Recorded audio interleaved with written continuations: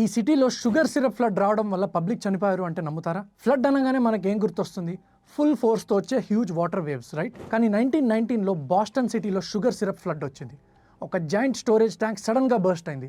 అందులో ఉంది వాటర్ కాదు, 87 lakh లీటర్స్ మొలాసెస్. అసలు మొలాసెస్ అంటే ఏంటి? ఇది షుగర్ ప్రాసెస్ చేసేటప్పుడు వచ్చే substance. Mostly rum and alcohol తయారు చేయడానికి దీన్ని యూస్ చేస్తారు. ట్యాంక్ బర్స్ట్ అయిన సెకండ్స్లోనే 25 feet high sticky molasses wave స్ట్రీట్స్లోకి దూసుకొచ్చింది. Speed almost 50 kmph. పబ్లిక్ పరిగెత్తడానికి ట్రై చేశారు, కానీ మొలాసెస్ వాటర్ లాగా కాదు, ఇది చాలా స్టిక్కీ అండ్ థిక్. అందులో ఒక్కసారి కాళ్ళు పడితే మూవ్ అవ్వడం చాలా కష్టం.